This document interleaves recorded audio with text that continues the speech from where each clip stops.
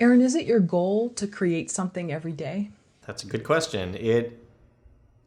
I wouldn't say it's my goal to create something every day, but it's definitely my goal to be working on something maybe that I've already created every day. I think it's really important to flex that muscle constantly. When I met Victoria, my producing partner and girlfriend, it was actually her Instagram bio that said "create every damn day," and I remember really liking that. Did creating become a daily habit for you, or working on something become a daily habit for you after you saw Victoria's Instagram? Or that was just always in you anyway and you're like, yeah, I get that. I think it was the latter. I've always I've always wanted to create constantly, and I think having a partner, having someone to do that with definitely inspires me and like pushes me to actually follow through on what I promise myself to do. I think it's easy to get lazy sometimes, and having someone right there by our side saying we have to finish this is a good sort of kick in the butt to actually do it. But it's definitely inspiring and helpful having someone with you. What are some of the things that stop you from creating or working on something every day? This week, I would say moving. I didn't really do much creating this week, although we did actually release a making of video for one of our little horror shorts. Sometimes when I'm writing, especially if I'm writing a screenplay, I do try to schedule a block of the day to actually work on writing. If I'm not feeling particularly inspired, it does help to sort of take a break from that project and move to something else. But there's never really a time in my life where I'm completely unable to work or create something or work on a project I already have going on. I try to do a little bit every day. Some days are way more productive than others, though. Is that your style anyway? Are you fairly disciplined? I am pretty disciplined. I've been called a robot before. Not always in the best way, but yeah, I wake up, I work out, I pretty much have the same breakfast every morning. And then, with my cup of coffee, I sit at my desk and I just work. And that'll be either writing or editing. And if I'm not here at home, then I'll be, on set putting together a movie or a short film with friends. Do you find safety in routine? I know some people who are the opposite, where they will go absolutely crazy if they have to do the same thing. But some people, I think, crave that routine. I think it helps to have some sort of routine and discipline, but I do always find my life and my attitude towards things to be somewhat paradoxical in that it helps to have a routine, but you also have to be willing to break that routine. I can't even believe I'm quoting Bruce Lee, but I think he said something about acting or fighting, uh, where you have to kind of learn everything about your craft, and only then can you break the rules. So I think I apply that on some level. What are 10 things an aspiring writer should know about writing? 10 things Yes, number one, get a good cup of coffee. Sorry. that, yeah, like, could we count that as one? um, so 10 things that any writer should know about writing. Correct. I think definitely staying caffeinated certainly helps. I think experience is sort of an obvious one. I think in film school I found that a lot of people were making movies about things that they knew nothing about, and that sort of bothered me. I was always, at least in as an undergrad, I didn't really have much life experience, and so I was making movies for better or worse, sometimes without as much substance, but it was still my experience. So I think experience is a big one. I think discipline and routine. being honest with yourself. So honesty is a big one. Oh, why? Sorry to interrupt, but why that one? That's really good.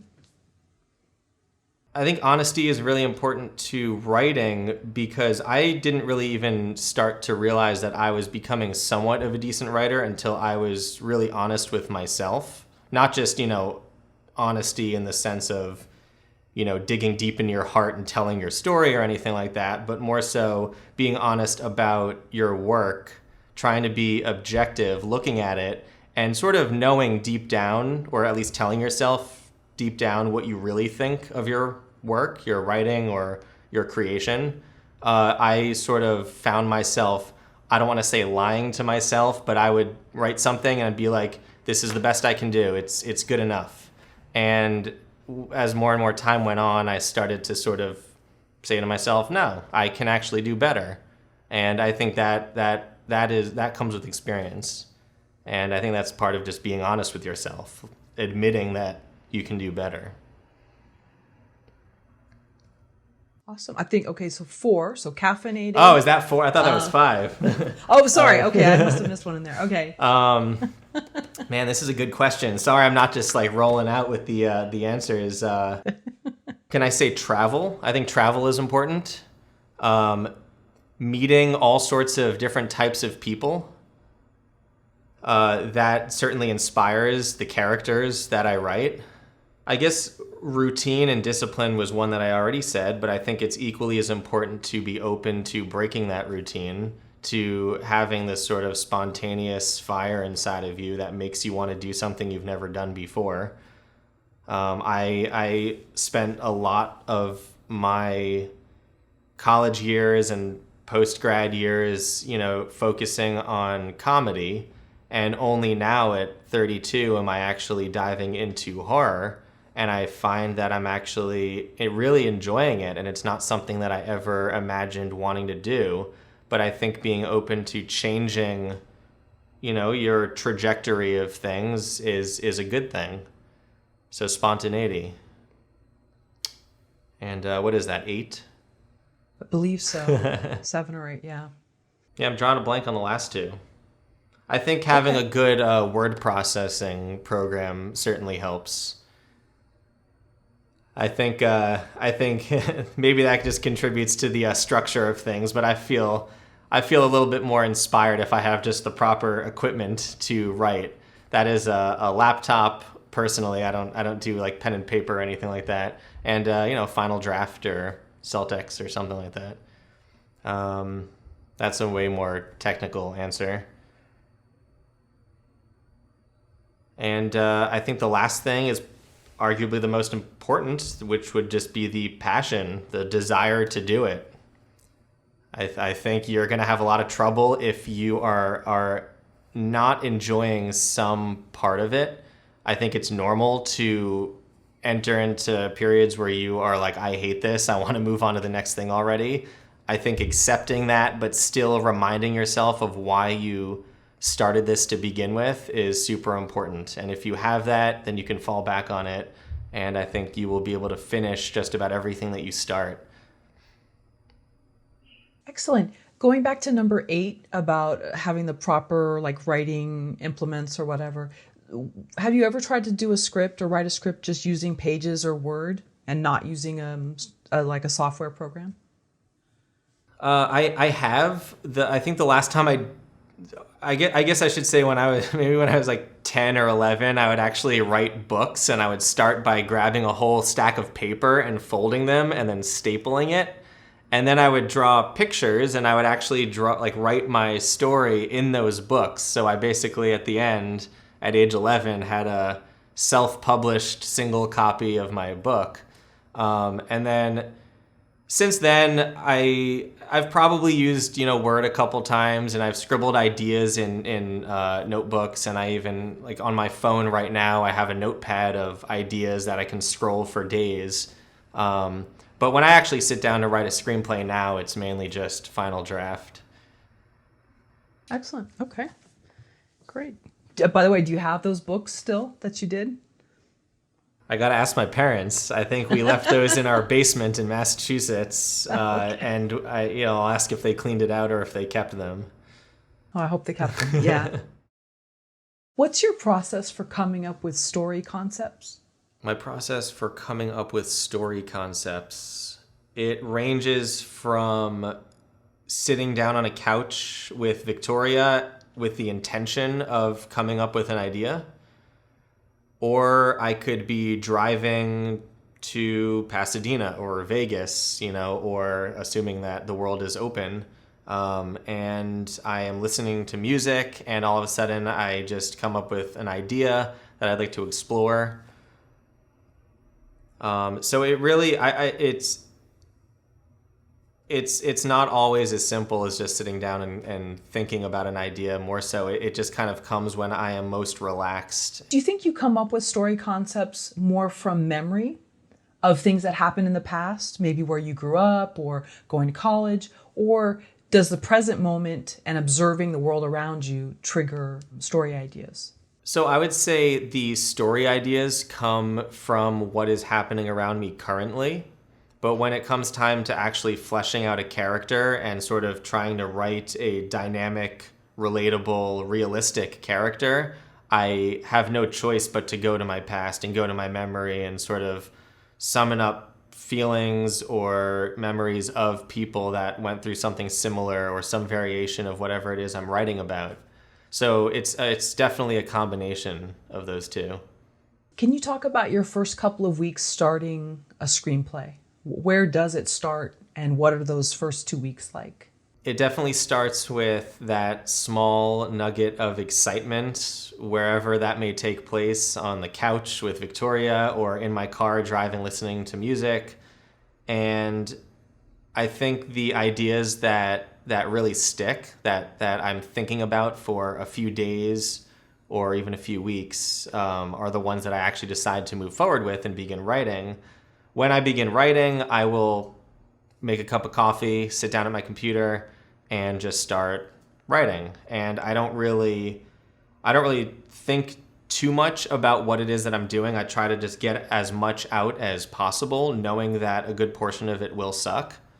And then handing that to someone like that I trust, like Victoria or even my parents or friends, and getting some feedback. Now, not all of that happens in 2 weeks. I would say the first 2 weeks is mainly spent questioning whether or not it's a good idea, thinking about why I would want to tell this story, thinking about why this would be important or how I can make it important on some level or make it personal to me. And once I decide that it is important to me, then I'll just sit down and start working it out on paper. Do you have people you give it to that are harsh critics? I would say Victoria is my harshest critic. Yeah, my parents have been pretty supportive about everything. So, I take what they say with a grain of salt. We have a couple of writer friends that we like sending it to, and they give decent feedback. But yeah, I definitely prefer to give it to people that are going to say, I don't want to say meaner things, but just more truthful things. Sure.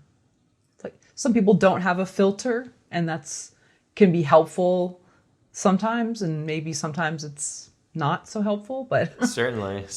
yeah.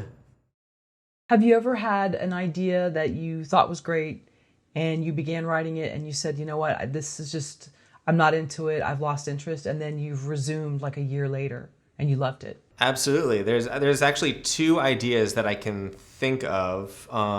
One is a script I wrote a couple years ago, fully with the intention of actually making, just with friends. Basically just about a guy who doesn't really have much life experience, and so he sets out to give himself life experience, mainly a traumatic experience. And I was really excited by that idea, but then I wrote it and it just didn't really hit the way that I wanted, and so I shelved it. And a couple years later, I actually picked it up again, read through. I was like, there's actually some really good pieces here, and I sort of just over like a few days just sort of started to edit from page one. Another one is it's called The Philosophy Circle, and it's a movie that I actually wrote probably when I was like 23, and that's the only script I can say that I've actually edited consistently from age 23 to as recently as maybe 2 years ago. So it's been sort of a work in progress for about 7 years or so. And why take so long with something?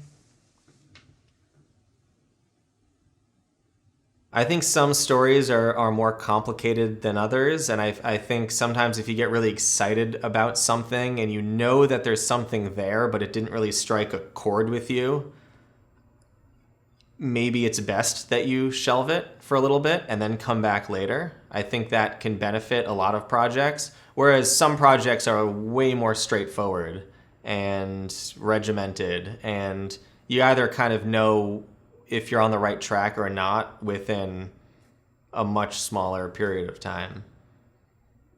Yeah, I've heard some writers say, I think it was the writer of The Goldfinch, the movie The Goldfinch, that she loves the slow process of writing and she doesn't want to rush it. And I think it took her 12 years or so to finish that story. So some people, they really savor that long process. They don't want to rush it. I think that benefits some people and some projects, and I've found myself sort of going both ways in that regard. I've spent a lot of time on certain projects, and then I've sort of, I don't want to say rushed through, but definitely cruised right through. I think the first script I ever wrote was in a week, and I kind of followed the very traditional 3-act structure. I knew exactly where it was going. I wouldn't say it was award-winning by the end, but some stories also just come out of you way easier than others. Some definitely take more time to marinate and sort of figure out along the way. Let's say you've written a screenplay and you feel that it's a 9 out of 10. It's almost there. How would you get it to be a 10? I don't think you ever can, at least not in your eyes. I've never done anything that I've said this is a 10 out of 10. There's always things that I see room for improvement. Is that a bad answer? No, that's good. And I think some people are hardwired that way. Like nothing is ever, they've got to always tweak things. And Absolutely. I think that makes people great at whatever they do. Absolutely. I think you were talking about that late. You have to be somewhat OCD, I think. But yeah, I don't even think I've ever done anything that's 9 out of 10. I think it's this one giant journey to sort of, make that 10 out of 10 project. And I think that's what gives me hope, is this constant evolution of wanting to be better and wanting to make your next project even more perfect than the last one. But every time I make one, I do look at it and I say to myself, that is significantly better than the last one, at least more often than not. So I see growth, and that's really all I can ask for. I've never actually finished something and been like 10 out of 10. Have you seen other people's work that you're like 9 out of 10, 10 out of 10? I've seen other people's work that makes me want to quit the film industry because I don't think I'll ever live up to it. I remember seeing Inception in theaters and just walking out of the theater and turning to my friend and saying, like, I don't even know if I want to like live in LA anymore and make movies, because I'm never going to make something like that. It is just that to me is just such a wonderful, brilliant movie. So yes, I Martin McDonough is another of my favorites with like screenwriting wise. I just the dialogue that he writes, I aspire to write like that or just, think on that level. But there's certainly a lot of people that I look up to that I think I don't know if I can ever be that good. So does that make you then want to stop or make you want to rise to their level? I know that sounds so cliche. Sorry. I mean, I say that sort of facetiously. I'll never stop. But yeah, it was sort of like a funny, sarcastic joke, when I said that in the movie theater walking out of Inception. I'll never want to stop, but it's this sort of abstract goal to sort of make something that you watch and elicit the same response in yourself that you had when you watched something like Inception. And I don't know if that will ever happen.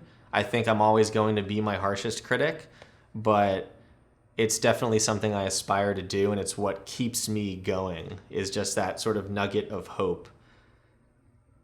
Well, a lot of times something that inspires people is seeing bad work, or even in entrepreneurs, they see some idea and they go, I could do better than that. And why does that person get to do that? I want to do it. And there you go. And there's the trajectory of their career, because it was all built on seeing somebody else do something that they think they failed at. I think that's human to look at someone else's work and say, oh, I'm better than that, or I can do that. Why aren't I? Why haven't I made it big yet? I sort of, and I do that on some level, more so from a business perspective, because I want to be able to make movies and, have a career and actually support myself doing that. So I ask myself, well, why are they getting paid all of this money to do something I know I have the skill set to do? So I don't really think in that way creatively as much, because, the story that you choose to tell, the movie that you make, is oftentimes a personal choice, and who's to say one is better than the other. I think what you can judge is sort of the technicals of it, maybe the business of it. Why is their movie picked up by Lionsgate and distributed worldwide when mine had all the same, shot on the same camera, and has just as much character growth and 3-act structure, format, and all of that. Do you think it's good to have a little bit of a chip on the shoulder in terms of having a competitor? Or does that not fuel you? I think some people it really fuels them. I think, and others it doesn't. I know it fuels some people. I know Victoria has said that. It certainly helps to have that, I don't want to say chip on your shoulder, but that kind of a little bit of ego, like as though it's a competition. I honestly, I've never felt any kind of competition. I've very much felt like I've sort of been on my own journey, sort of growing. And like I said before, I am my harshest critic. So something really isn't good enough until I say it's good enough. And it certainly helps, going to film festivals and having people pat you on the back and say, that was a wonderful movie, like, great job. And it gives me a little bit more confidence. But even if they said that was a terrible movie, I would probably still move along and, make another project regardless. But it certainly helps. Is there such a thing as story intuition? I would lean to saying yes. I think certain people do have something innate within them that where they just understand character and they understand the direction that stories need to go in.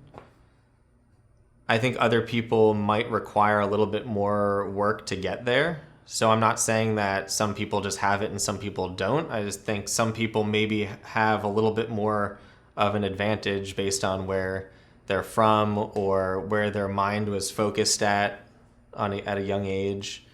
That seems like a very scientific answer to a metaphysical question. Where do you think you fall on that spectrum? I wouldn't say I have all the intuition in the world, but I do. I've been interested in storytelling and filmmaking since I was 11 or 12. So the way that I've perceived the world has sort of been, with that in mind. I want to make a movie. So I think that certainly helps when you know early on in your life that you want to do something in entertainment, because you think in that way. And so, your brain becomes wired in that way. And I think it helps when, fast forward 15 years, you decide to write a screenplay. You have now spent all this time watching movies thinking, I want to do that. And so it helps. Whereas there are a lot of people that, might be a mechanical engineer. And then when they're 30 years old, they're like, actually, I want to become a screenwriter. And then it takes a little bit of learning and a little bit of, education to get there. And they might be, even better than I was, but it requires more, I guess, proactiveness. It requires a little bit more education to get there. All right. So on one end of the spectrum, maybe a story technician, and on the far end, a story alchemist or something. Exactly. That's a good way of putting it. Yeah. In the middle is sort of both. Okay, that sounds good. Do you think that if intuitively someone doesn't know story, that they'll never be a writer? You talked about the engineer, this hypothetical writer. I think I actually believe that anyone can be a writer. I think it's all just a matter of how much you're willing to put into it to actually tell an interesting story or complete your story. I think everyone has a life experience that can be interesting in some way. And I think it's just sort of up to them to have the will to learn how to take that experience and translate it into a story that anyone can watch and anyone can understand and anyone can enjoy. And does the life experience have to be necessarily traumatic? Definitely not. No, it doesn't have to be traumatic. It just has to be interesting and memorable to you. And I think some of those stories will resonate with a lot of people. Some of those stories will resonate with a small group of people. But I find it hard to believe that there is anyone in this world who has only experienced one thing that no one else has ever experienced before. And even if that is the case, then that would be a pretty damn interesting story. So writers can be happy, productive people. They don't have to be absolutely self-loathing. No, they definitely don't have to be. No. I think it's normal to go through periods of self-loathing and self-loving. But yeah, I don't think it's one or the other. What do you think about learning everything you can about structure and then forgetting it? Kind of going back to the Bruce Lee quote, right? I think it's a great idea to take that approach. I think it's very important to have a foundation, an educational foundation on whatever craft you're doing, because there are plenty of people that came before you that knew what they were doing and they did it exceptionally well. And so you want to learn from those people. And once you learn sort of how to, put together a story or put together a movie, this really can be, this can be attributed to any craft in the world, then you can then infuse your own experience onto that and create something new and original. How do you develop character? By looking at my own experience or talking to other people that have had an experience similar to whatever character it is that I'm writing. I like to think I have some level of intuition with how people behave, but I'm always surprised. And especially when writing a female character, for example, I'm not the best source of information because I'm not a female, so I will ask girls. I'll go to Victoria and ask, like, help me craft this character, because everybody thinks in a different way. And it's definitely important to have that sort of well-rounded point of view. And it's important to sort of have, I think, multiple voices, just as there would be multiple characters in your story. It's important to have multiple voices, at least giving you, the writer, feedback, giving you, the writer, some direction to go in or some understanding of these characters. What would you say is the most perfect fictional character, whether it be in a novel or film? This is a strange answer to that. One of my favorite characters in film and one of my favorite movies is A Serious Man, Coen Brothers.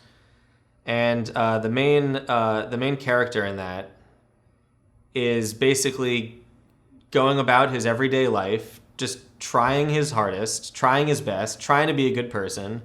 And there's always something around him that's happening that's sort of throwing a wrench into his plan. And it's not like he did anything wrong. He's just an ordinary guy with a family.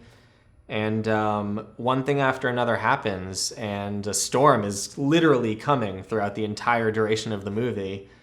And I thought that was just such a beautiful representation of life. And when I watched that movie, And every time I've watched it thereafter, I've watched it multiple times and find new little, gems within it. It's just really resonated with me. I've looked at that movie and watched that character a million times and thought, yes, I can relate to that. I love that movie as well. I love the character of Psy. Yeah. And not so much because Psy is actually a horrible person, but you don't know, spoiler alert, but you don't know that at first. And so the fact that he seems a little more genuine, and then the needle moves and you see, wow, this person's actually like a saboteur. And I don't know, such is life. You don't always know sometimes. Exactly. In the beginning. Yeah, but that's a great film as well, and it's a great character study. And I also like the brother in the film. Mm-hmm. I thought the brother was a good, because his life is probably more damaged than Michael Stuhlbarg's character. And exactly. It's Richard Kind, right? Oh, is that right? Okay, yeah. Sorry. Yeah. That's the actor's name, I think. Okay. Yeah.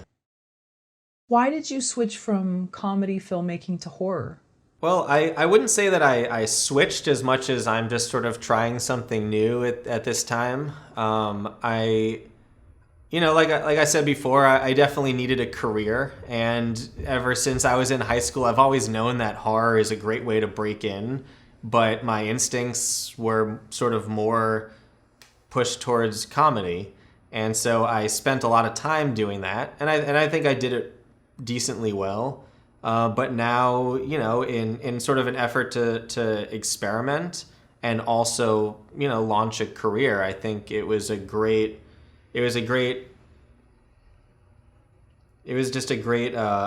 what word am I looking for? Idea to just sort of try a different genre, because I could sort of flex my filmmaking muscle, which I wasn't really doing in comedy as much, but with horror, I think there's a lot more room to sort of explore and be creative and inventive and work with lighting and camera angles. And then just from a career perspective, when we release these, these get a lot more attention than if I were to, release a comedy sketch or even a romantic comedy movie. People really love horror. You think too, because horror can be more, not just regional, but other people in other countries can pick up more on scares rather than a little nuance here and there of some funny thing. That's a huge part of it. I think someone in Japan who doesn't speak any English can still see a scary monster and have a feeling, whereas they might not watch King of Staten Island and understand the nuances of every joke. Sure. And there's East Coast humor versus West Coast too. That's you're true. From the East Coast, yeah. That's true. There's definitely differences there. What have you learned about making people laugh? I've always liked making people laugh because it's a visceral response that sort of gives you, as a creator, sometimes the validation that you need that you're putting out some good content or good material. Seeing a smile on someone's face makes me smile, so there's no harm there. There's a lot of good stuff about making people laugh. Do you think sarcasm is a dirty word? No, I'm incredibly sarcastic, and I don't mean that sarcastically. I'm dead serious. What have you learned about writing something scary? I think I've heard a lot of people say this. I do find a lot of similarities between horror and comedy. You kind of have a build-up and then a punchline, or a setup and a punchline, or a slow build and then a scare. So they're very similar. And so if there's one thing I've learned about horror is that it's actually very similar to comedy.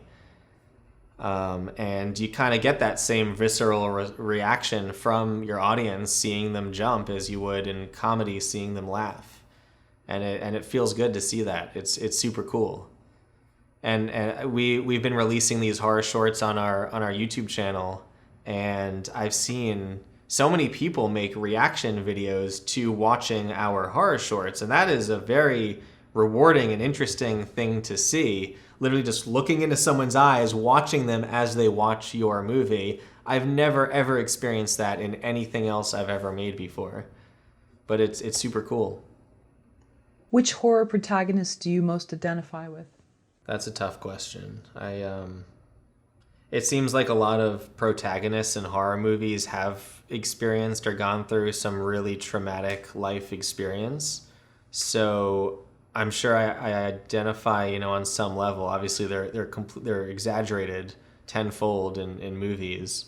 I just saw Doctor Sleep, and I love that one. Ewan McGregor's character was fantastic.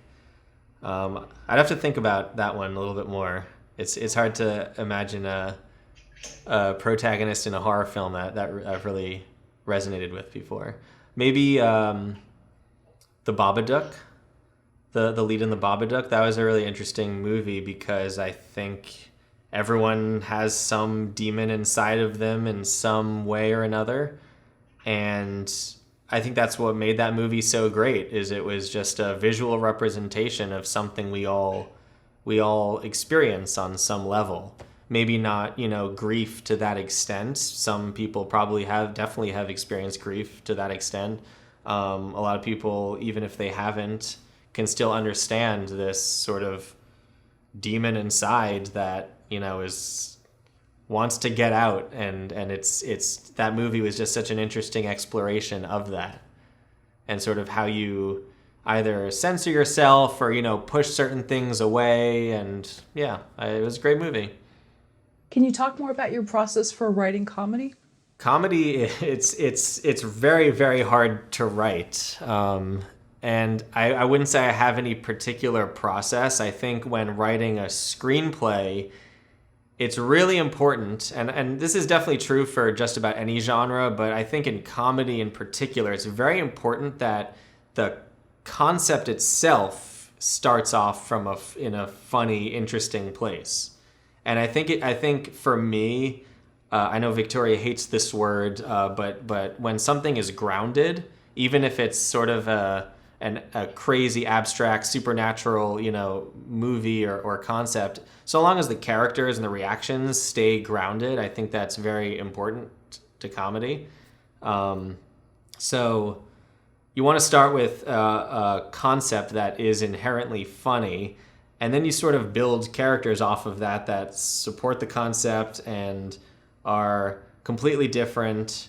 And I definitely enjoy writing the dialogue, I think, more so than anything else, because just writing odd, weird, quirky, fast-paced, funny jokes is rewarding. And if it's fun to write because I sometimes find myself laughing while coming up with ideas. Whereas if I'm writing a drama or a horror movie, it's not always as fun. Sometimes it's just, scary, or you kind of have to go dig a little deeper to actually find something worth writing about. Comedy, if it makes you laugh, I think it works.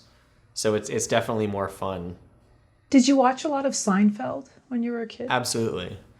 And Curb Your Enthusiasm. Curb Your Enthusiasm got me through high school and college. And it still does today. And a lot of people even say I'm a lot like Larry David. Do comedy and horror have the same story beats? I think they're very similar, for sure. Like I said, before, I do think that horror will sort of have a slow build and then a jump scare, whereas comedy will have a setup and a punchline. When it comes to the actual, overall structure of a full-length screenplay, I think just about every genre should follow generally the same kind of rules. Loose rules can be broken, but in that regard, I don't think there's any difference. Did you ever try your hand at stand-up comedy, Aaron? My mom did. I haven't. Oh. I do have a Word document with some stand-up jokes, or I have it in my phone somewhere. But I've never tried stand-up. I don't know if that's something I want to do. How cool. So would your mom perform at comedy clubs? I think she's tried it just a couple times. Yeah, I think the first time she did it, she was in her 50s. Wow. Yeah. And so, do you remember, like, or I guess you're probably too young to go to the club, or can you tell me about that? That's fascinating. Well, I wasn't there.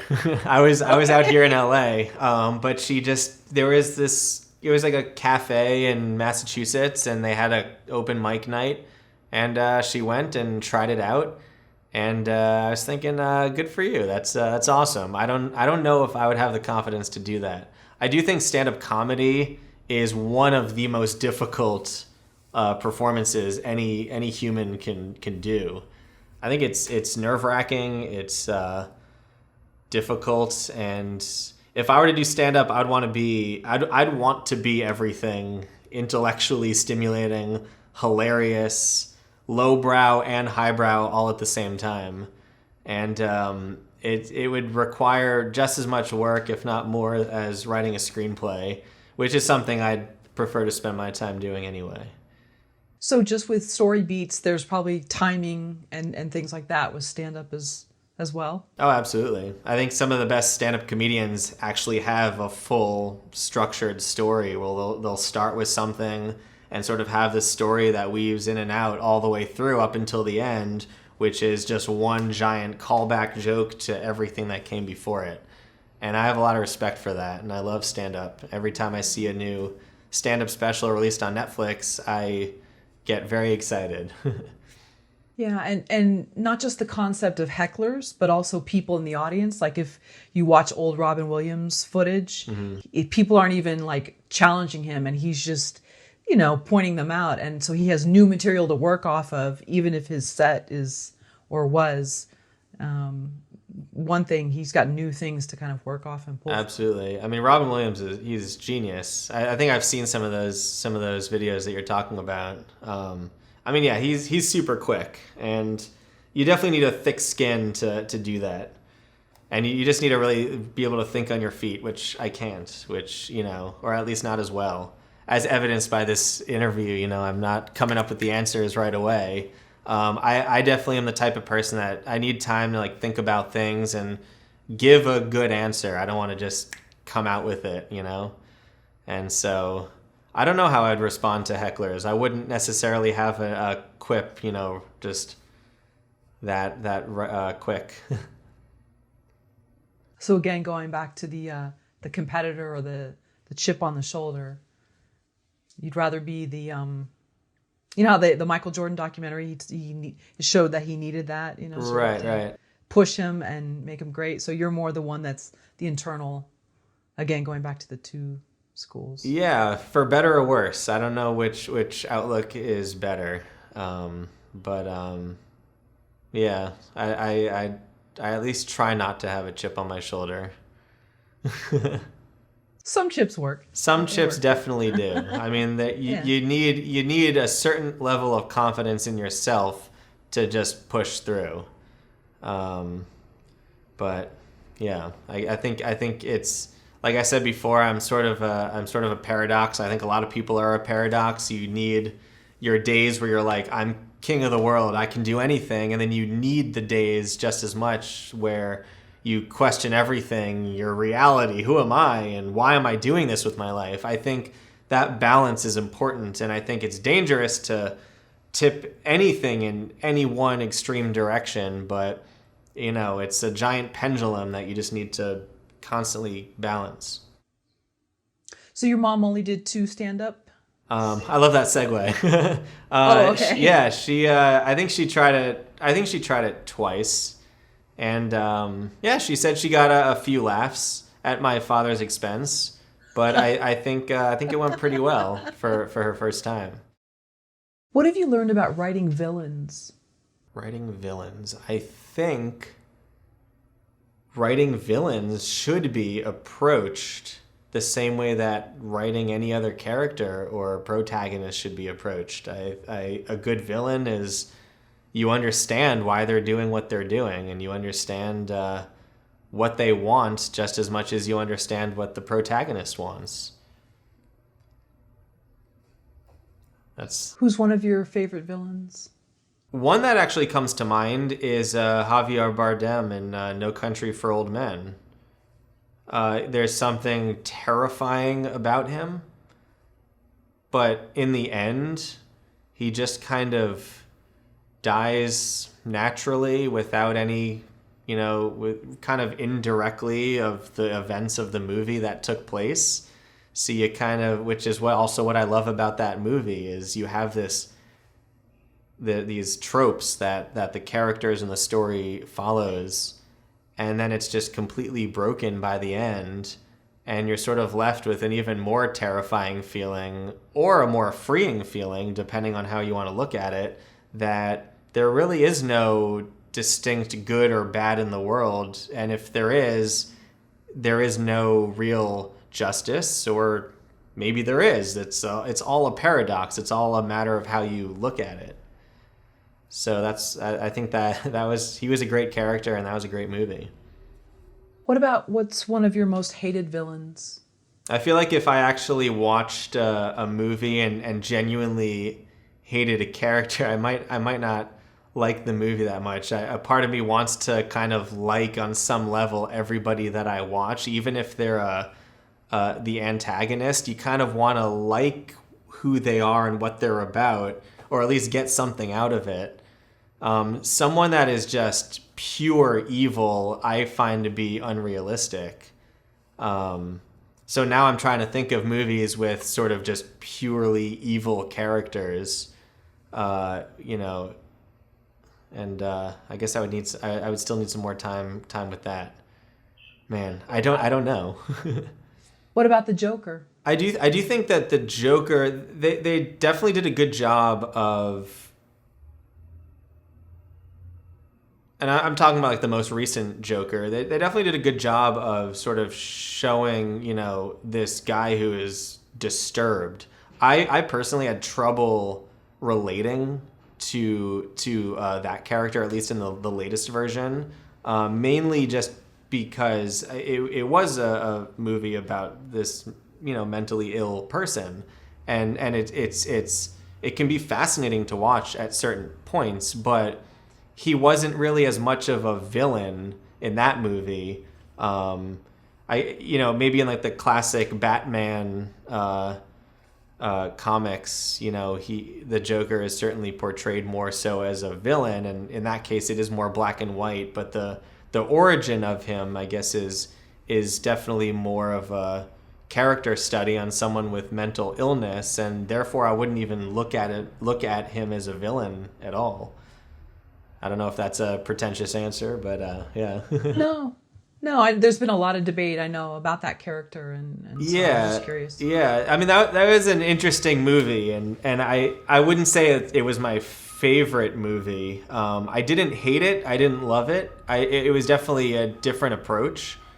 But yeah, I look at The Dark Knight, and I find Heath Ledger in that movie just to be very well rounded and a wonderfully written villain, because he's giving reason for what he does, and the sort of again, what's the word I'm looking for, the predicaments that he puts the protagonist in are very difficult situations, that it's like, what do you do in this situation? And I think that's a great, predicament to put your protagonist in, is something that anyone can watch and be like, I don't know what I would do in that situation. I want to see how this person's going to do it. So you love Christopher Nolan? I do, yeah. Yeah. I believe you made your first feature film in 2013. Did you think upon making that your life was going to change? I guess if I were to ever have a period of my life where I did have a chip on my shoulder, it was in 2012 making that movie. I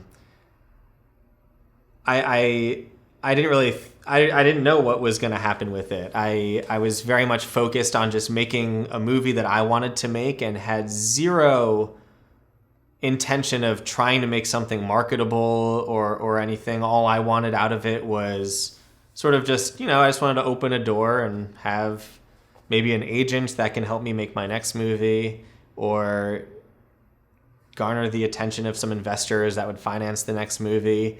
While making it, it was an absolute blast, and I definitely hoped for the best. If you were to actually ask me truthfully if I thought this was going to be my big break, I'd probably say, no, I don't think so. But I just sort of wanted to prove to myself that I could make a coherent story. And I think I successfully did that, at least, when I was 23 years old or so. Do you really think that's a chip on your shoulder, or more just creative longing, just wanting to make something? It was probably more creative longing. I mean, it wasn't like in a cocky way. I of course hoped that we would get into Sundance and make $1 million, and there was a small part of my mind that thought that could happen. I could see that happening. Now I don't really think in that way. So when I was younger, I definitely, the whole Sundance dream and selling your movie for millions and millions of dollars was much more of a possibility in my mind back then, whereas now it might happen, but I don't even think about that now. Now I focus so much more on the actual content I'm trying to make and just making the best possible movie I can. Would you advise other first-time filmmakers, not just a short, but a feature, that it be really more of a, again, cliche term, but a passion project rather than aiming for this incredible distribution deal? That's a very difficult question to answer, and I'm sure a lot of people will watch this, and I want to be careful with my word choice because I don't want to lead anyone down the wrong path. Obviously everyone's different, and personally I think it's important to think about the business of it and also think creatively. Just how everything else seems to be a balance in life, you also need the balance of business and creative. At least if you want to make a living doing this and only this, personally, I think that's really important. There are plenty of people who I look up to that not once have ever thought about the business part of things. In fact, they despise it, and they've only focused on the creative part of it, and that's worked out well for them. And then there's plenty of people that only focus on the business, and you watch their movie and you can tell, but the business is really working out and the creativity part of it kind of suffers. For me, I like to keep both in mind all the time. When I'm actually on set or when I'm actually in front of my computer writing, I first and foremost, I do my best to compartmentalize, and I just focus on the story and what it is that I'm actually writing about, what it is I want to say. And then when we go through the revision stage, it's like, all right, well, this might be more relatable, or we might be able to actually call this a horror film if we add a few more, jump scares, or, just sort of add to it, fluff it up to sort of take your original creative vision and make it a little bit more marketable so you can make money and do it again. What mistakes did you make with 15 North that have always stuck with you, that then going forward with a new project, you always remember those mistakes and try to correct anything, whether it's in pre-production, post? I think I spent too much on post-production. I think I realized later on that I could actually do a lot more myself, at least in that small of a budget. I could do a lot more instead of spending money and hiring someone else to do certain things. Although then again, the entire landscape has changed, and you're able to do so much more from home now than you were just 7 years ago. I'm trying to think of the biggest mistake. I would say the biggest mistake that I made on my first movie was not spending enough time on the script.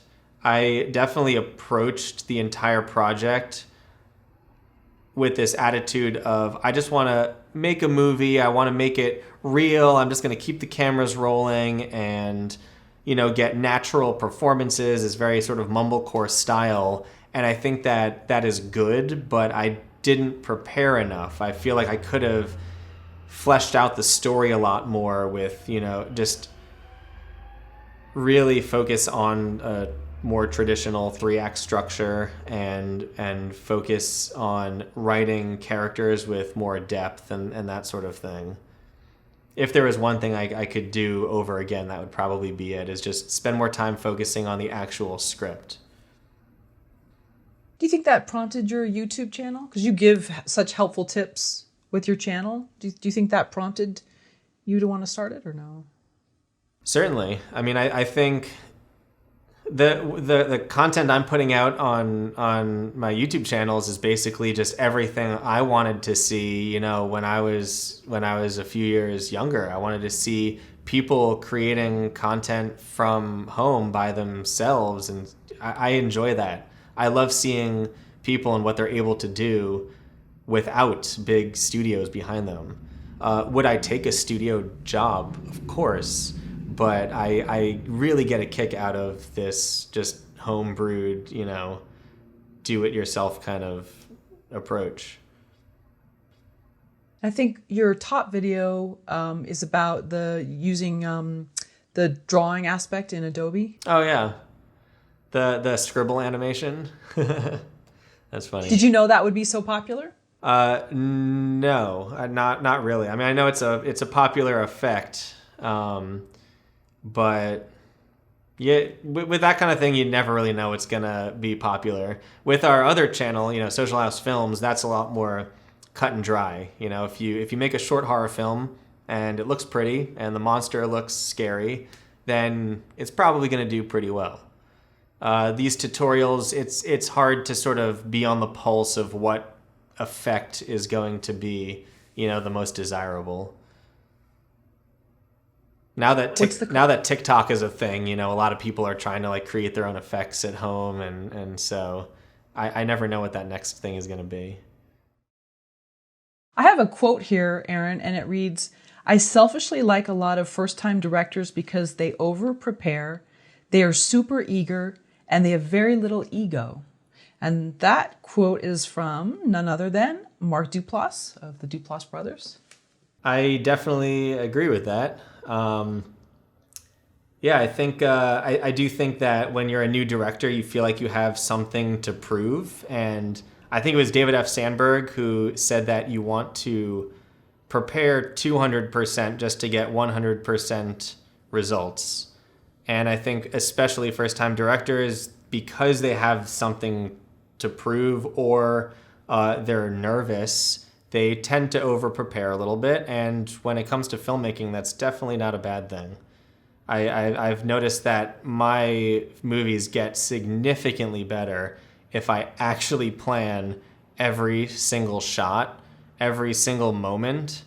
It sounds grueling and tedious and difficult, and it absolutely is, but it also sounds obvious. Of course, you prepare, you do a better job, but it makes a world of a difference. I remember earlier on in my career, I remember you actually asked if what was one of the biggest mistakes I learned with my first feature, and I would say not preparing every single shot. I think especially on a much smaller budget film, if you actually over prepare, you know exactly what you're going to shoot, and you're going to know every single moment that it is that you're shooting, then the finished product is going to be so much better. Did you storyboard, do anything like that? I did not storyboard 15 North. It was very much, again, from this approach of I just want to get two cameras rolling at the same time, sort of shoot it in this very mumblecore documentary style. Didn't want to really do that much planning. I did have a loose shot list just to sort of make sure I covered, basically got all the coverage that I needed. But since that movie, I've definitely spent a lot more time focusing on what's actually in the frame. On that movie, it was just sort of like, let's point a camera at this actor, get their lines, and let's just do a couple takes of that and move on. I don't really do that anymore.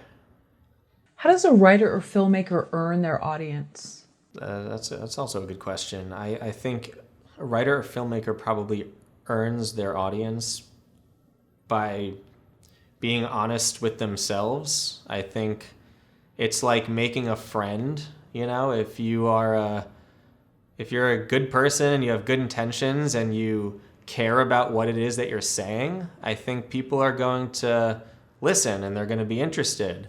If you seem like you're, you know, making a movie or telling a story for all the wrong reasons, I think that's it's gonna shine through in your work. So I think, you know, you definitely earn an audience's trust in that way. And then, of course, you know, the technical aspect of it. If it looks terrible, it's going to be distracting, and nobody's going to really even take the time to watch it, even if the content itself is riveting and good. You know, you sort of need this baseline production value to say, okay, I know what I'm doing, now hear what I have to say.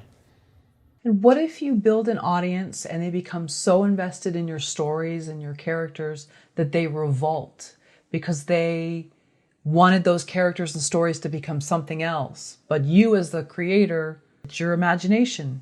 But how much is the audience say involved in some of that? How much say do they have? If I could start a revolution, I'd be happy. I could die early.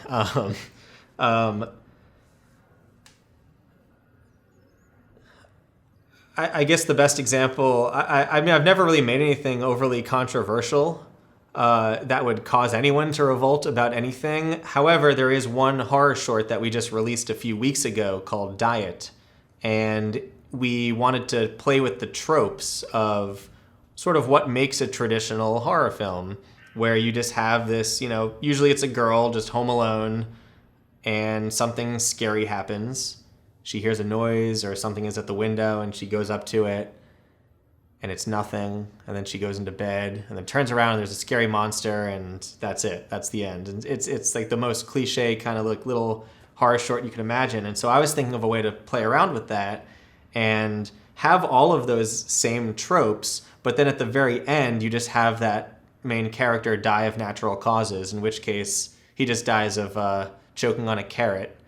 And then a monster in the closet reveals herself and sighs with disappointment because she couldn't fulfill her duty as a scary monster who terrorizes her victims. So we released that, and I thought it was like kind of a funny comedy horror idea. A lot of people were confused by it. A lot of people got it. And a lot of people were like, what the hell did I just watch? That doesn't make any sense. So that was actually very interesting. And it was particularly interesting to watch reaction videos of that film. Aaron, are you saying that every horror short that you do, people do reaction videos to? Just about every horror short. I think every horror short that we've made, there are reaction videos online. And I do love watching them. We even have shared a couple to our Social House Films Facebook page. Do they usually let you know, or do you find them in search? There's only been one person that's ever let us know. Everyone else they just do it on their own. But I mean, that's fair. They don't need to let us know. If they want to watch it and react to it, then so be it. You know, that's why it's there. How does that feel? That people are that affected by your work that they're taking time to make a reaction video? I think it's super cool. It's just such a cool feeling and experience to watch someone else watch what you just made and literally look them in the eye every moment of, you know, the film that you just put out there. And sometimes you see genuine terror on their face, and it's just such a rewarding thing to see that kind of visceral response from a complete stranger. Have you ever reached out to a creator and given feedback, good or bad? I tried to get an internship at Apatow Productions when I first moved out here. Actually, I made a short horror film, come to think of it. It was a short horror documentary. It was like a mockumentary about the making of a zombie movie about love. And one of the guys that I made it with was family friends with Larry David and gave him a copy. And I think I was like, I don't know, I was maybe 17 or 18 at this time.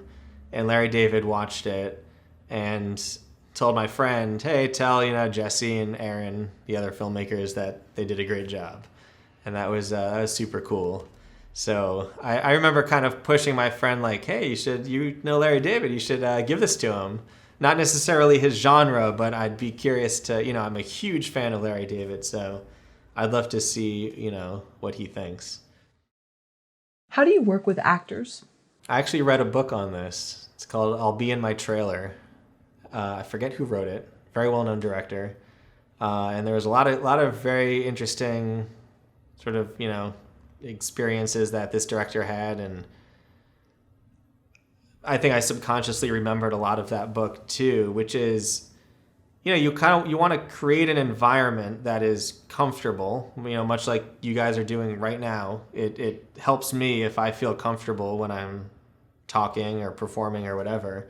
So, you want to keep things comfortable. To me, it doesn't really matter what the feel of the scene is. Everyone should always be as comfortable as you can make them all the time, I think.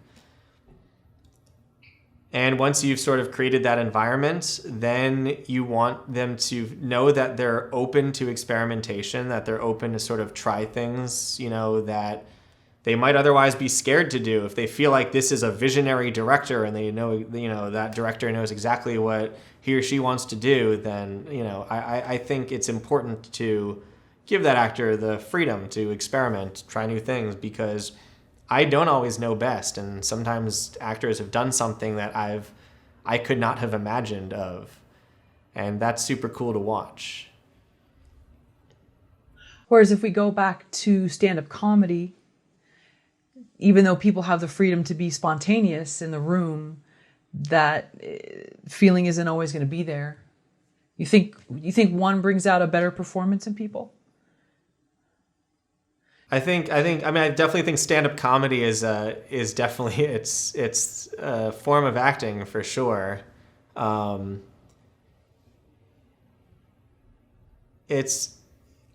also think stand-up comedy is probably one of the most uncomfortable positions you can put yourself in. But I think good stand-ups, it's sort of on them, because there is no director. It's a completely different medium. It's on them to make themselves feel comfortable on stage and give themselves the freedom to, do what they want, if that makes sense. Sure. You're right. Yeah, because each one kind of has its own role. Mm-hmm. So there's some very self-deprecating comics. There's some that they turn it on the audience. Mm-hmm. Yeah. So that's very true. It is their character. Do you still make money or residuals off your first feature film? I think I made a total of about $25 now off of 15 North. I guess that was a good learning experience. The biggest mistake with 15 North, actually, come to think of it, came to distribution. Not with the actual creation of the movie, but with the getting it out there into the world. We went through like a third-party sort of tertiary company that approached us after our premiere. And they said that they wanted to distribute the movie. They loved it. We were, young, early 20s. We were super excited to even have a distribution company approach us. So we signed the contract, didn't get a lawyer, basically just, signed it away. And this was like I said, it was a third-party company that basically just went through an aggregator, and we never saw a dime back. We never saw anything. And so what I learned from that movie was really know what you're doing when it comes to distribution, and get a lawyer if you can, and do your research and be open to a negotiation. You're allowed to, this is a business, and you are allowed to negotiate ownership for your film. Do you still own the rights to it? So about 2 years ago, I had the contract terminated. That tertiary company actually went out of business, or it was bought by another company.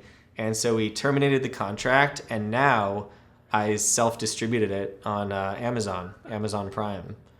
Yeah, which is why I say I made about $25, because I think I get 6 cents for every hour watched or something like that. Yeah. So how long was it sort of out of your hands? You said it was 2012 when you started filming? It was 2012 when we shot it. I think it came out in 2013. And then the contract, I think, ran for 6 years or 7 years, and I terminated it maybe just a couple months before the contract was expired anyway. Your second feature film, Electric Love, is on Hulu currently, is that right? Yes, it is. And so how did that happen? How did you get that Hulu deal? Well, I took everything I learned from my first movie, 15 North, and especially when it came to distribution, and we applied it to Electric Love. We had a friend who knew someone at Gravitas Ventures, and he was able to connect us with the people over there, and they were interested in the film. We even were offered an MG, minimum guarantee, or like an advance, which was for like about a tenth of our budget, which was super exciting because I had never experienced anything like that. And distribution for independent film is such a mystery to me. So we actually did not jump right away. We were sort of determining whether or not we wanted to go with that, or perhaps, field inquiries from sales agents or other distribution companies. But anyway, we ended up going with Gravitas, and they had it distributed internationally, and then they sold it to Hulu, and it was very exciting. And we actually made about half of our budget back just from that. So it was a very validating and exciting and just super cool thing to happen. And what types of things do you need to do to get the film ready to show on a platform like Hulu? Actually, I'm trying to think of, we actually just got an email today with a list of things that apparently they're still missing. So you need to deliver the film in its 4K format. You need to put together an M&E track, which is a music and effects track, which is basically without the dialogue. That way, internationally, they can dub over it in any language. You need a complete transcription of every line spoken in the entire movie. There's a lot of deliverables that are required, and every platform sort of requires something different. But the distributor sort of tells you, hey, we need this, or hey, we need this, and then we just, rush to do it. And if I can do it myself, then I will. I think there were a couple things that we needed to hire out, like the M&E track. But the distributor tells you what they need, and so you give it to them. How long has it been on Hulu? I think it's been on Hulu now for, I want to say, a year. No. Maybe 6 months. Victoria would know. I forget. Has anyone reached out to you about the film? I loved it, watched it. This reminds me of me. I've gotten a couple like friend requests on Facebook, or DMs on Instagram, and but nothing crazy. I think more so the actors have received some feedback. I've heard Zach, one of the stars of the movie, say he has people from around the world message him. Yeah. I did post a copy or a photo of me holding up the Blu-ray when it came out on Reddit, and I posted that to the Filmmakers subreddit, and I think I got like 1,000 upvotes or something. And a lot of other filmmakers were asking questions about it, and I do definitely try to make myself available to people, independent filmmakers that have questions about distribution. I think it's such a secret for some reason, and nobody likes discussing numbers, and I think that only works to the advantage of the distributor. And I think it's important for filmmakers like us to actually share this information and learn how to properly distribute your movie and make money on it if you can.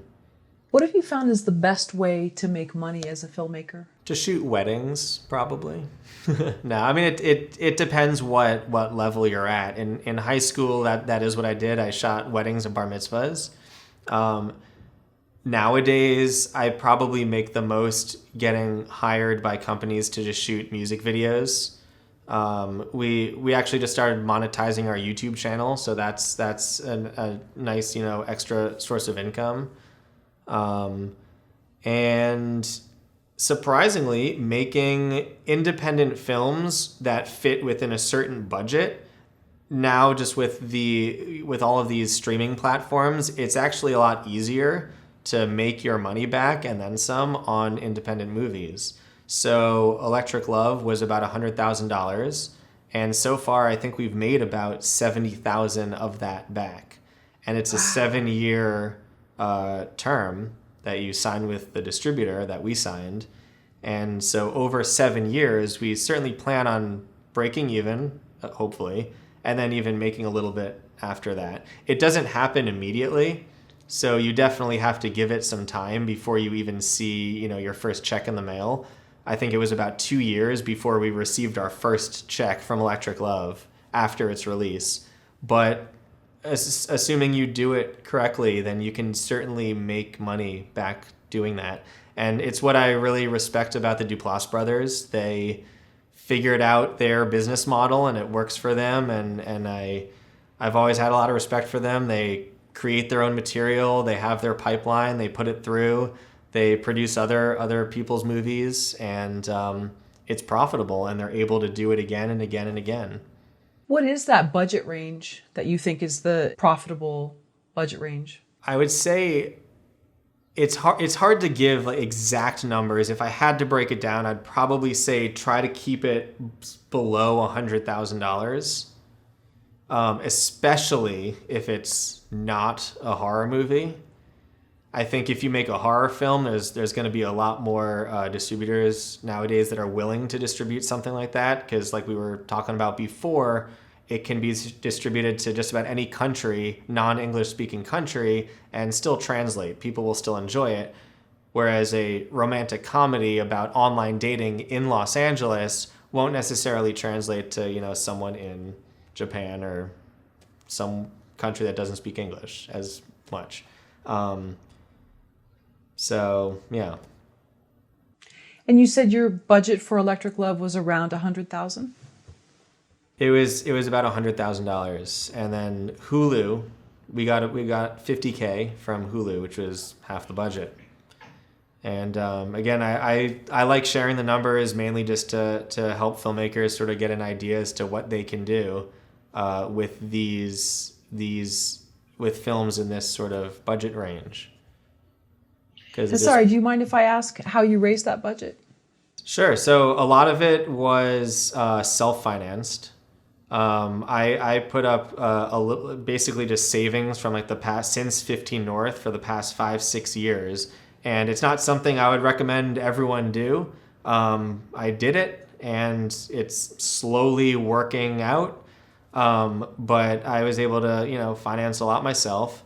And another huge part of it, and this is like the second half, is Victoria actually was able to lock a lot of brand collaborations. So she comes from a background of Instagram and, doing sponsorships and brand collabs. And we were able to get a lot of our wardrobe paid for, free meals, even, money given to us.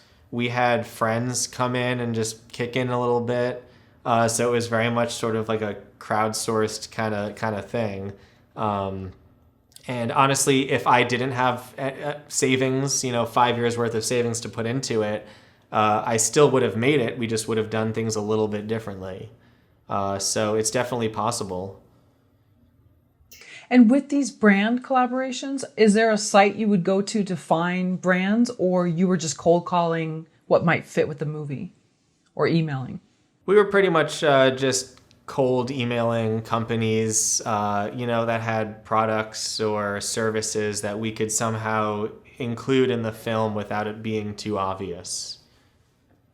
I see. So you're finding things that would fit with the film and making a list, and then reaching out and finding who their brand sort of manager is. Exactly. And Victoria is so good at that. She really just excels in that, in marketing and producing and everything in that department. Was your pitch a long pitch, or was it more to the point to these brands? It's pretty to the point. I think at a certain point too, even when it came to post, we even had like a little loose trailer cut together that we could send over and say, here's what the movie looks like and here's what it is. And we even got some brand deals after the fact when it came time to putting together a premiere. So yeah, just be direct. Don't, be honest about what you're doing. tell them where the movie might go, and who's in it. That kind of stuff matters in that regard, and hope for the best. I think if you send out 200 emails, 2 companies might respond with a yes. With the brand email, would you talk up sort of like what you could do for them more so than, hey, this is who we are? I see a lot of pitches, and sometimes it's more about, this is who I am, and that's great, and I understand people are proud of their work, but sometimes it falls short in what they can do for the person they're asking something from. I actually would love to bring up one of Victoria's emails so I could just read exactly how she wrote it. But I think she would sort of focus on how this is going to benefit their company while simultaneously saying, in not in these exact words, but we know what we're doing and this movie is going to have eyeballs on it. So it's kind of like, we're professionals and this can benefit you. Right. And just last question about it, would you email them a second time if you heard no, if you didn't hear anything? Traditionally not. I think we just emailed so many companies at a certain point that it was even hard to keep track of. Again, I don't know if that is like the best method, but I see no harm in it. And if a no is a no, it doesn't bother us. We've had plenty of rejection working in entertainment anyway. So if a company is like, not for us, no big deal. And if they don't answer, then there's plenty of other brands that we could reach out to. Where was the premiere? At the I think it was the Aria Fine Arts Theater on Wilshire. Nice. Yeah. What do you know about filmmaking that you wish you knew before? And again, I realize that's like a typical job interview question, but there's a lot of weight to it. Sure. I think really the biggest thing that I have learned is just the secrets of distribution.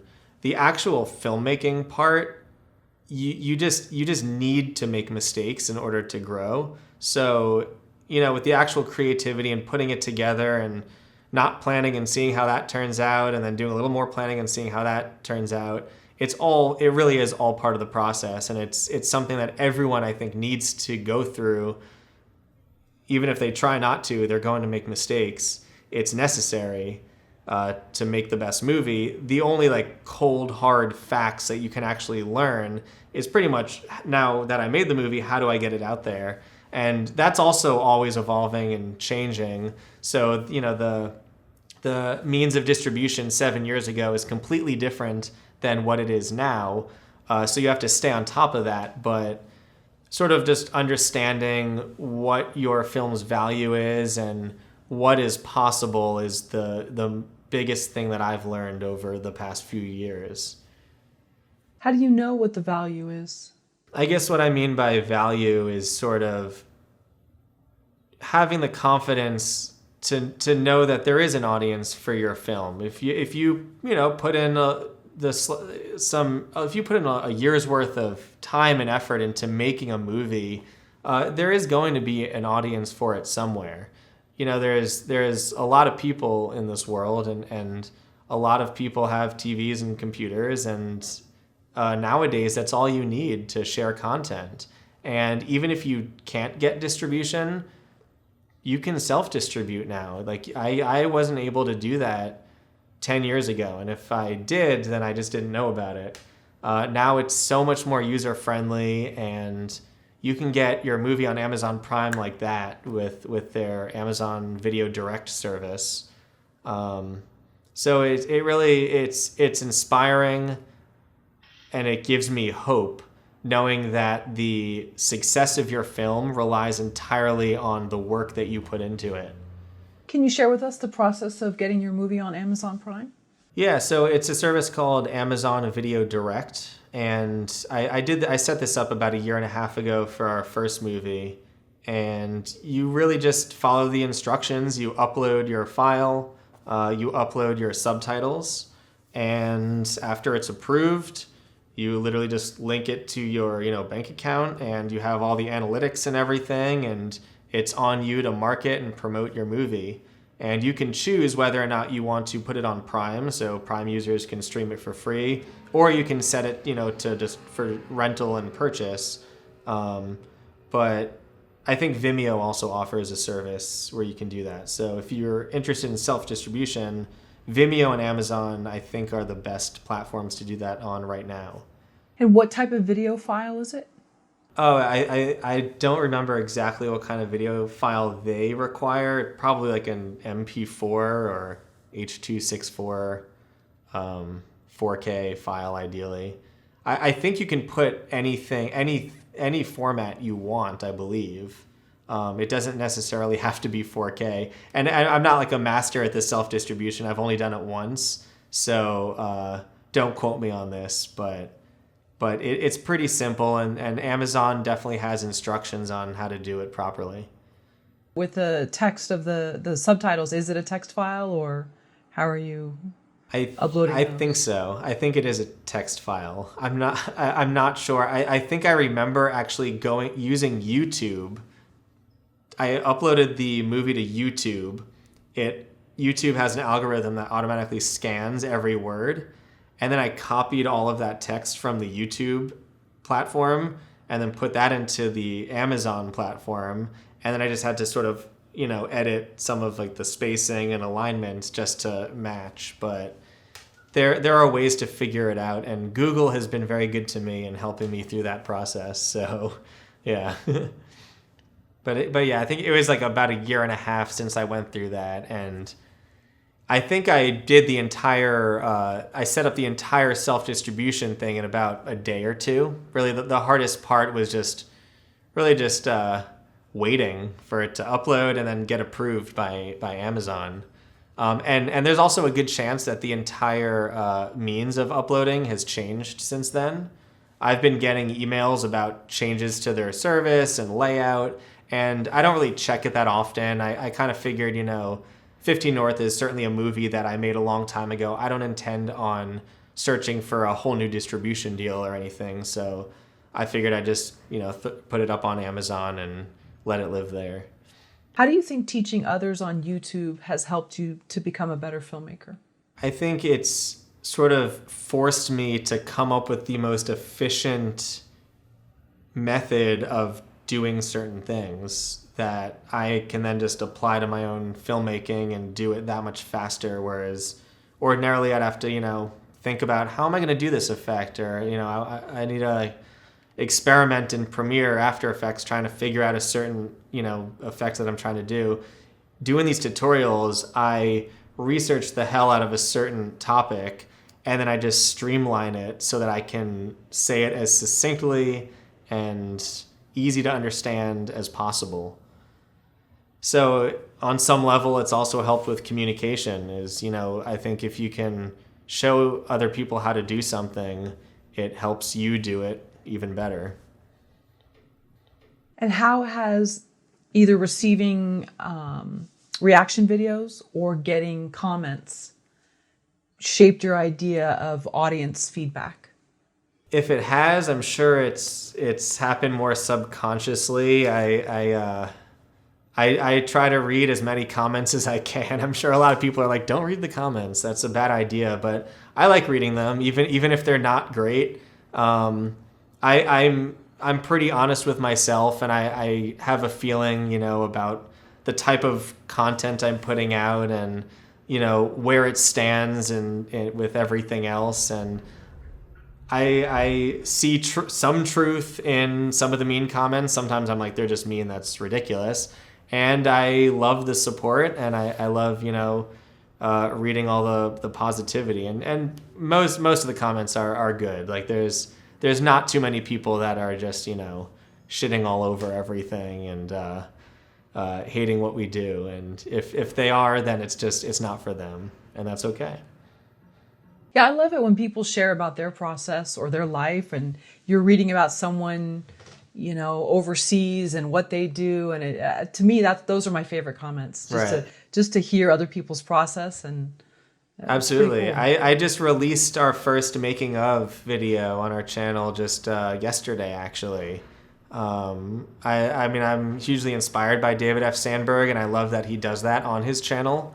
So, I'm thinking, well, I love that he does that. I should do that for people that are watching our short films.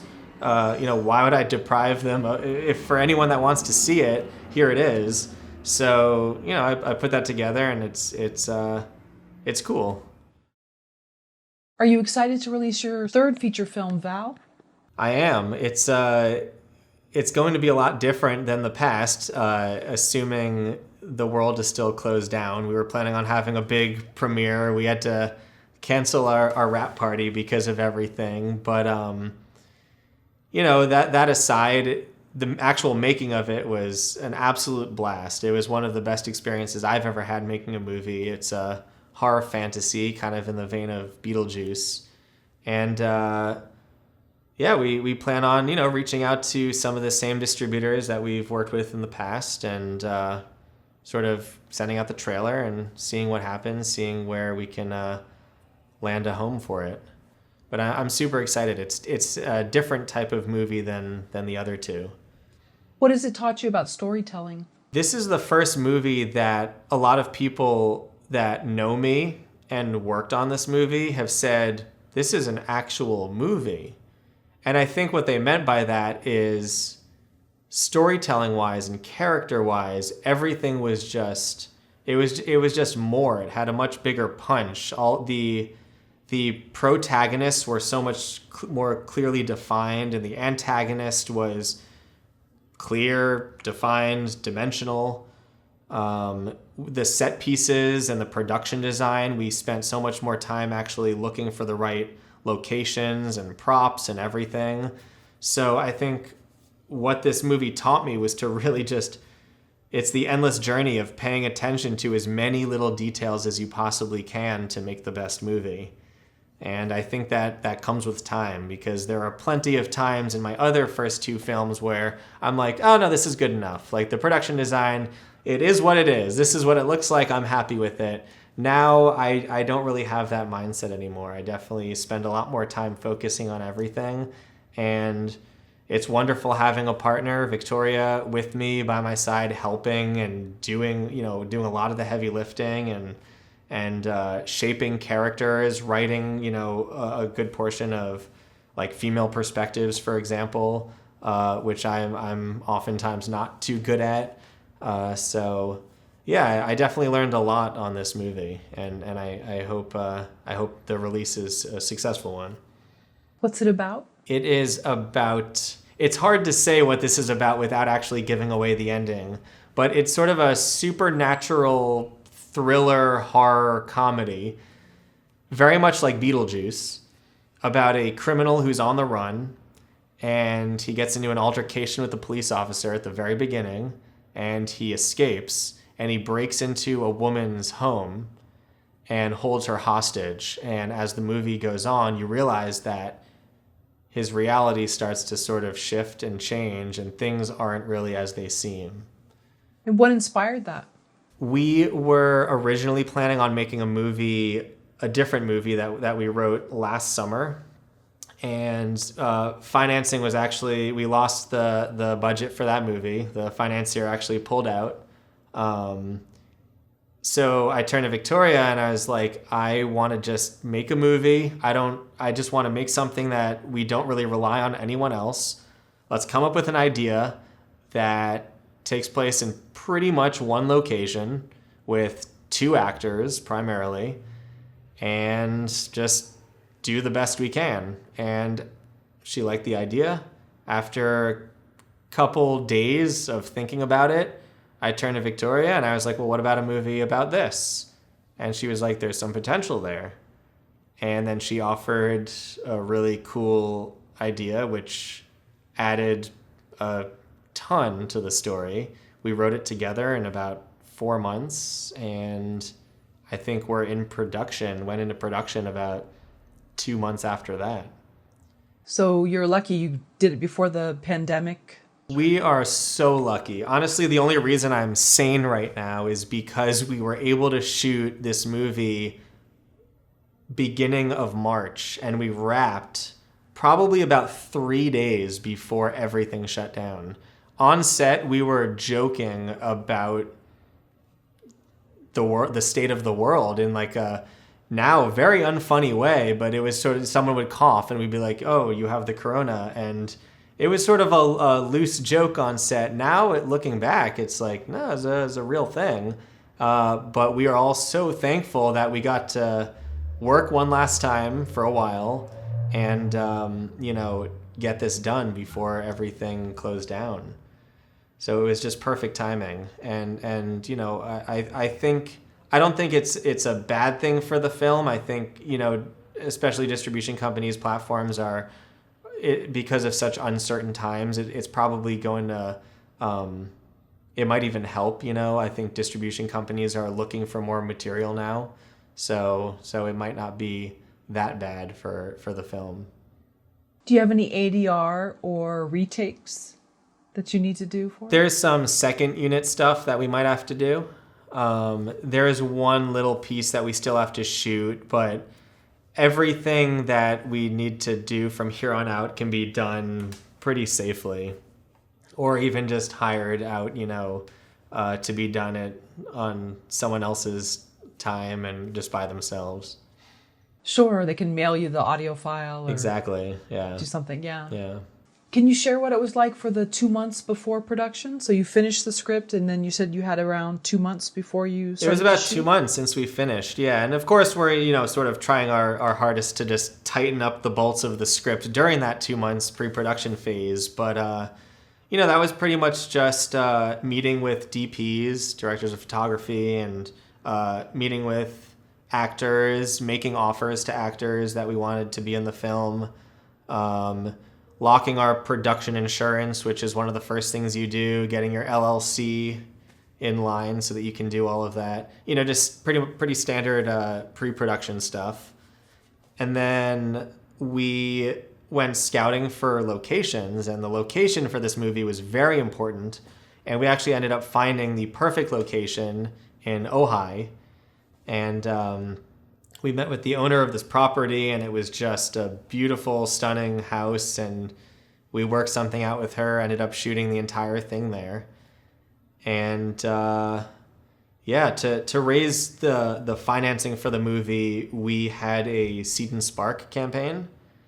And then we also had some investors come on board that were fans from Electric Love. So they saw what we could do with the previous film, and they invested some money into this one.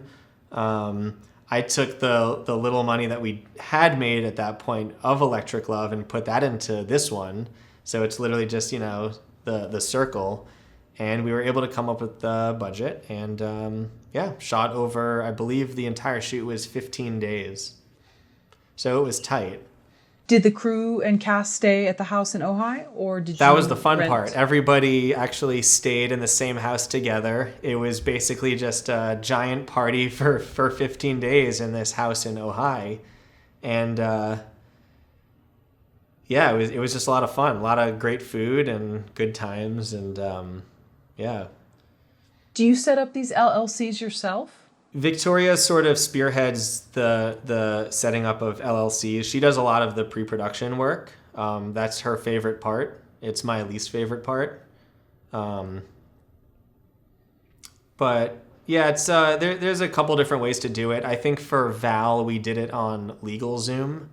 And then for Electric Love, we actually went to a building downtown and filled out all the paperwork in person.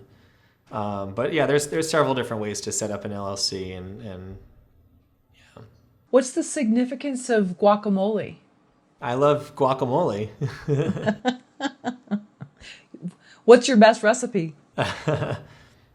Sprinkling a little bit of the pomegranate seeds on top of the, of course, avocado, cilantro, red onion, a little bit of lime, although I could do with or without the lime. But the pomegranate seeds, it's a nice touch. It's a real nice touch.